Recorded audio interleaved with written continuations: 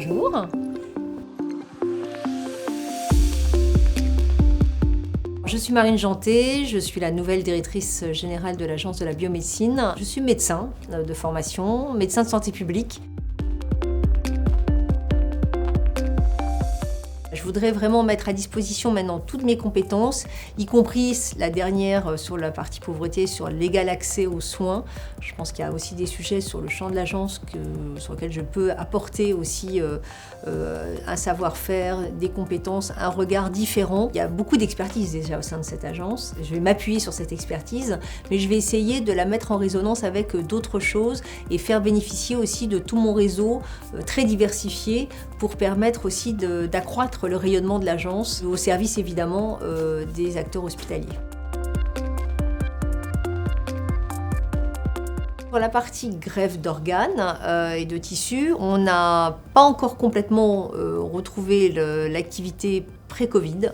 Mais ça progresse vraiment bien. Les chiffres de 2022 sont très encourageants. Donc il faut encore qu'on fasse un effort supplémentaire pour pouvoir rattraper et dépasser parce que les objectifs du plan sont extrêmement ambitieux. Comment on va le faire ?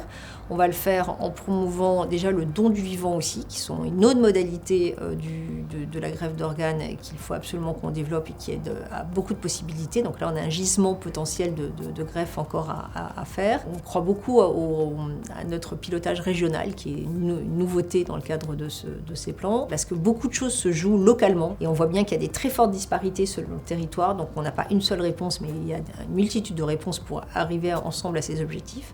Et puis on compte aussi sur des nouvelles pratiques, avec notamment la mise en place des infirmières à pratique avancée, les IPA, qui va vraiment faciliter l'activité de prélèvement et le suivi post-greffe. C'est la première fois qu'on a un plan qui est financé, en plus de l'activité évidemment de financement des hôpitaux, pour cette activité-là. Donc ça va nous aider aussi dans notre discours vis-à-vis des professionnels.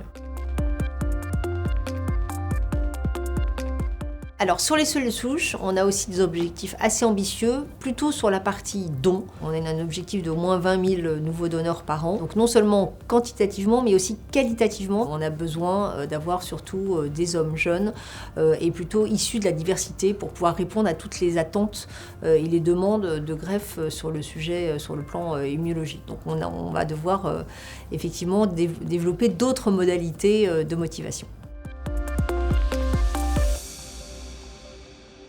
C'est la mise en œuvre vraiment directe de la loi de bioéthique de 2021. Le principal sujet, ça va être de répondre à l'afflux des demandes, réduire les délais, ce qui sont un sujet quand même très compliqué, surtout dans certaines régions, notamment l'Île-de-France. Et on a aussi un enjeu sur la partie autoconservation des ovocytes à des fins non médicales, où là aussi on a des délais qui ne sont pas forcément satisfaisants. Plus vite on pourra répondre sur le plan de la santé publique, plus vite on pourra donner des chances à ces femmes de pouvoir un jour être mères.